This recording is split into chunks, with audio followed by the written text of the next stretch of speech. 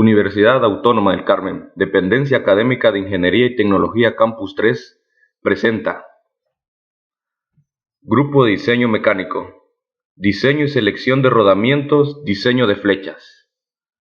Catedrático, Dr. Francisco Javier Romero Sotelo. Presentando, Cano Zárate Yair Alberto, Carvajal Contreras Jesús Eduardo, Díaz García María José, Junco Hernández Ángel Armando, Matus Pérez Jorge Alberto de Jesús. Los rodamientos son piezas de acero aliado con cromo, manganeso y molibdeno, para facilitar la ejecución de rigurosos tratamientos térmicos y obtener piezas de gran resistencia al desgaste y a la fatiga. En esta selección de estos materiales deben tomarse en consideración las temperaturas de operación, una adecuada resistencia a la corrosión. Otra característica de los rodamientos es la exactitud de sus dimensiones. Cada parte debe de tener tolerancias muy estrechas para un satisfactorio funcionamiento del conjunto. Pero, ¿qué son los rodamientos?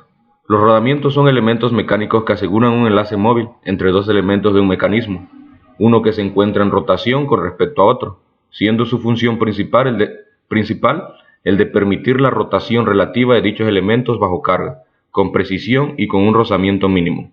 Diseño de rodamientos. En el proceso general de diseño de los rodamientos deben considerarse una gran cantidad de factores, tales como rozamiento, transferencia de calor, fatiga de los materiales, resistencia a la corrosión, propiedades de los materiales, forma y tipo de lubricación, tolerancia, velocidades de funcionamiento, tipos de montaje, uso y sobre todo costo. Cada diseño de rodamiento tiene unas características específicas y por lo tanto es adecuado para un propósito determinado. Los rodamientos están constituidos por un grupo de elementos que lo conforman y que son dos aros o anillos, uno ligado al elemento fijo y otro al elemento móvil, conformado entre ellos pistas o caminos de rodadura, cuerpos o elementos de rodadura que permiten el desplazamiento relativo de los dos aros con un rozamiento mínimo, jaulas o elementos separadores que guían y separan los elementos rodantes. Para la aplicación determinada de rodamientos, entre los factores de mayor importancia que deben contrastarse entre sí para decidir acerca del tipo más adecuado, podrían incluirse los siguientes. 1. Espacio disponible. 2. Magnitud de la carga. 3. Dirección de la carga. 4. Capacidad de soportar momentos flectores. 5. Capacidad de absorber desalineaciones angulares. 6. Límites de velocidad. 7. Precisión. 8. Rigidez. 9. Montaje y desmontaje. Debido a la complejidad de su diseño, ya que poseen un alto grado de normalización, el verdadero problema que se presenta en los rodamientos es su selección, para lo cual no deben establecerse reglas rígidas, pues deben considerarse y ponderarse una gran variedad de factores dados por los fabricantes y que varían para cada tipo de rodamiento. Clasificación de los cojinetes de rodamiento. Los rodamientos se pueden clasificar en tres grupos. Por su forma, tenemos lo que es de bolas, de rodillas cilíndricas, de rodillas cónicas y de rodillas esféricas. Por el tipo de carga que soportan, radiales, axiales, mixtas o combinadas. Tercera, atendiendo a la inclinación del eje, tenemos rígidos, de contacto angular, pivotantes o de rótula. Normalizaciones. Los rodamientos se designan por un código de letras y números, por ejemplo, 21.318. La primera cifra, 2, designa el tipo de rodamiento, ya sea de bolas, rodillas, entre otros. A veces va precedida de una letra que designa alguna característica especial. Un ejemplo es una tapa de protección. La segunda cifra, 1, indica la serie de anchos. La tercera cifra, 3, indica la serie de diámetros. Los dos últimos cifras, 18, son el número característico del agujero, cuyo diámetro queda definido multiplicando este número por 5. En este caso, el diámetro es 18 por 5, esto es igual a unos 90 milímetros. En los rodamientos de rodillos cilíndricos, esta numeración va precedida por las siglas NU, N, NJ, NUP, todas las siglas van en mayúscula, que indican el tipo de aro exterior. Los rodamientos son elementos de máquinas internacionalmente normalizadas, siendo las más importantes las normas DIN y las AFBMA, Anti-Friction Bearing Manufacturers Association. Está referida a las medidas externas, diámetros de los anillos exterior e interior, anchos, radios de los acuerdos, tolerancias de las dimensiones, entre otros. Para un mismo diámetro de agujero existen rodamientos de diferentes capacidades de carga. Estas se conocen como series de rodamiento. Montaje de rodamiento.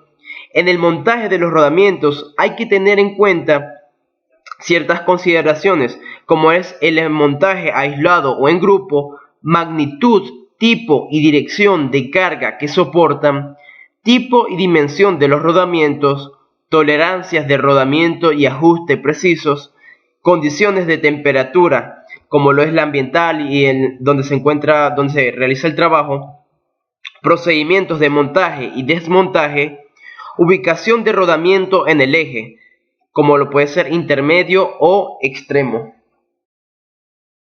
Selección de rodamientos.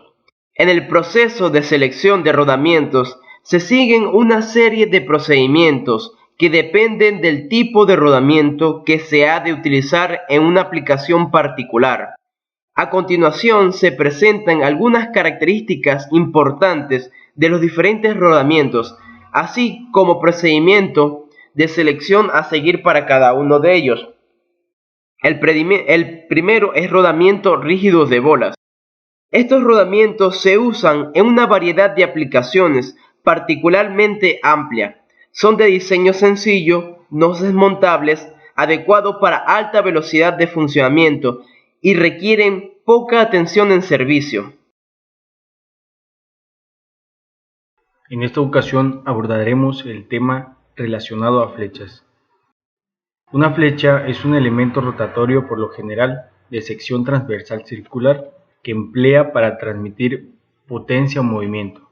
Constituye del eje de rotación u oscilación de elemento como engranes, poleas, volantes de inercia, manivela, ruedas dentadas y miembros similares.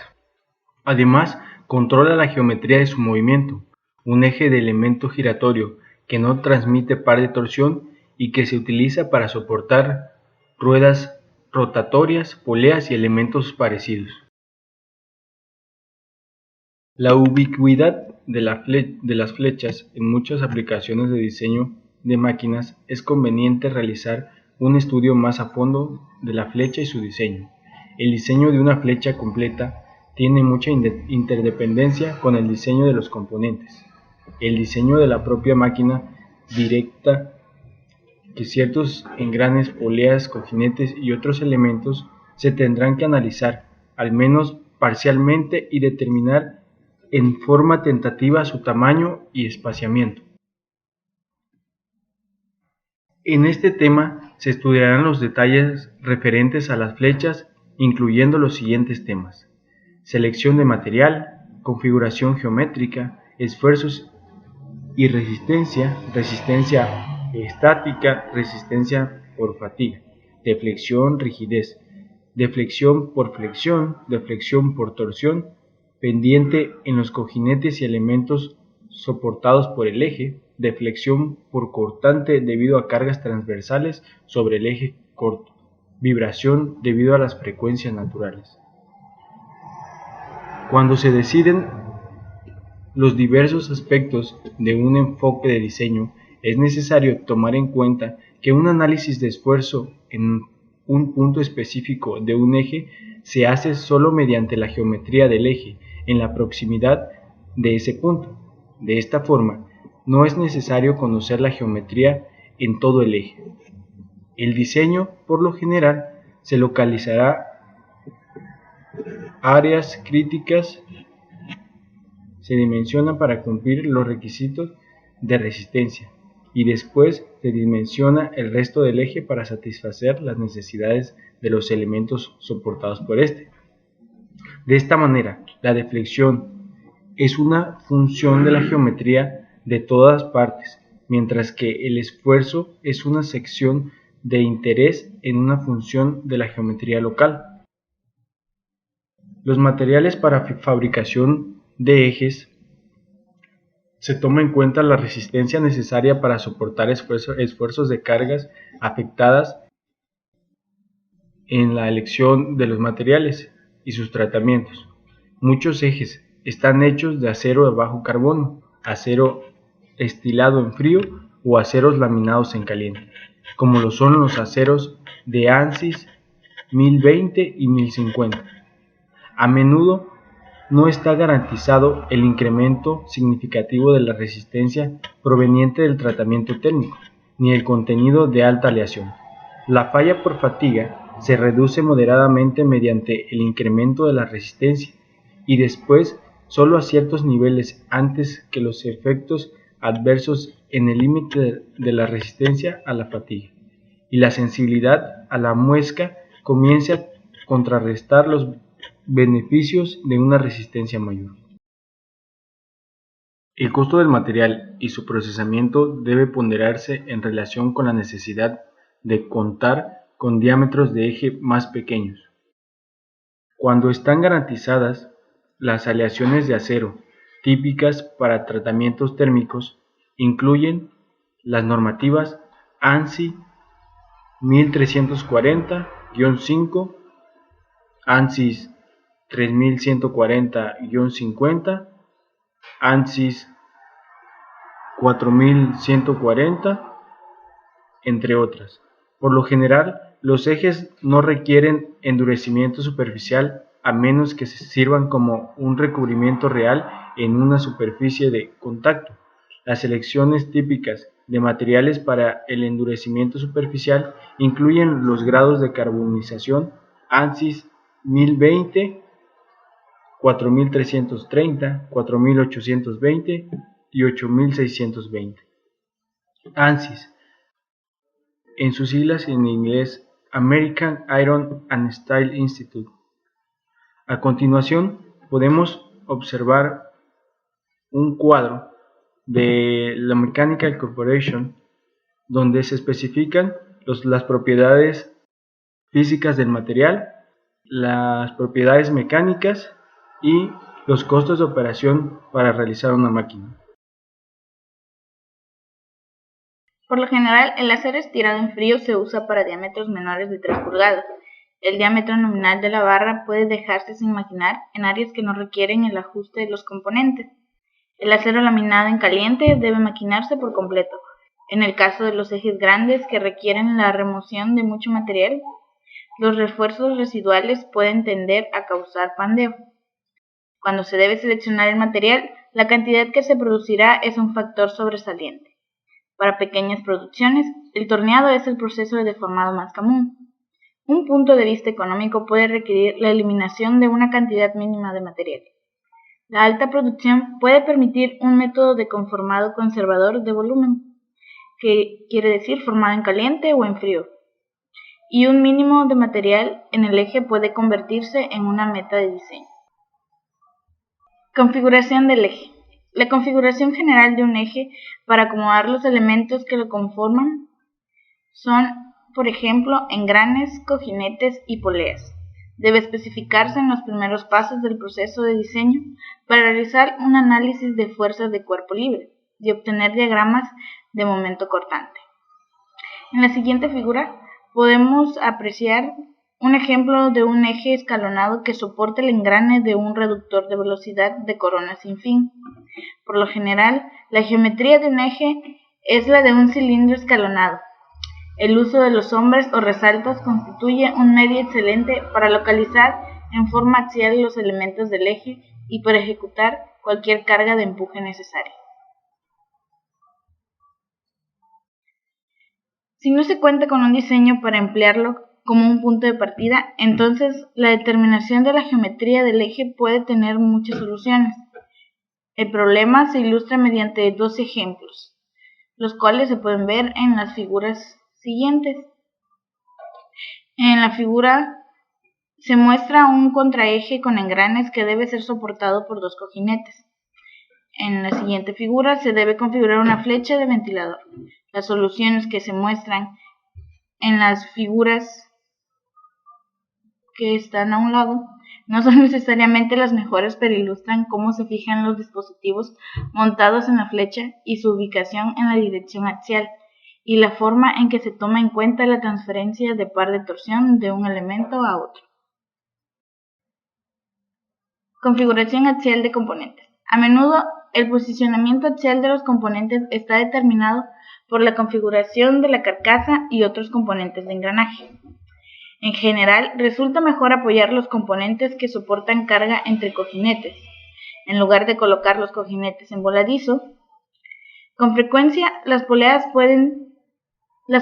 y ruedas dentadas necesitan montarse por fuera para facilitar la instalación de la banda o cadena. La longitud del voladizo debe mantenerse corta para minimizar la deflexión. En la mayoría de los casos, solo debería usarse 2 cojinetes. Para ejes extremadamente largos que soportan varios componentes de carga, puede ser necesario proporcionar más de 2 apoyos de cojinetes. Los ejes deben mantenerse cortos para minimizar los momentos flexionantes y las flexiones.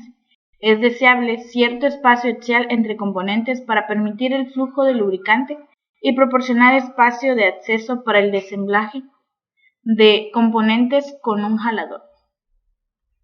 Componentes de carga deben colocarse cerca de los cojinetes, de nuevo para minimizar el momento flexionante en las ubicaciones que probablemente tendrán concentraciones de esfuerzo y para minimizar la deflexión de los componentes sometidos a carga. Los componentes deben localizarse de manera exacta sobre el eje para alinearse con los otros componentes correspondientes y debe tenerse la precaución de sostener los componentes en posición. El medio principal para ubicar los componentes es posicionarlos contra un hombro del eje. Un hombro también proporciona un soporte sólido para minimizar la deflexión y vibración del componente. El soporte de cargas axiales. En los casos donde las cargas axiales no son triviales, es necesario proporcionar un medio para transferir las cargas axiales al eje, y después, mediante un cojinete, al soporte fijo. Esto será particularmente necesario con engranes helicoidales o cónicos, o cojinetes pausados de rodillo, puesto que cada uno de ellos produce componentes de fuerza axial. Con frecuencia, el mismo medio por el que se proporciona localización axial, por ejemplo, hombros, anillos de retención, pasadores, también se usará para transmitir la carga axial en el eje. Por lo general, es mejor tener solo un cojinete para soportar la carga axial, lo que permite tolerancias más grandes en las dimensiones de la longitud del eje, y evita que se apriete si el eje se expande debido a los cambios de temperatura. Esto es particularmente importante en los casos de ejes largos. La transmisión de par de torsión. Muchas flechas sirven para transmitir un par de torsión de un engrane o polea de entrada a través del eje a un engrane o polea de salida. Por supuesto, el eje debe tener el tamaño adecuado para soportar el esfuerzo y la deflexión por torsión. También es necesario proporcionar un medio para transmitir el par de torsión entre el eje y los engranes.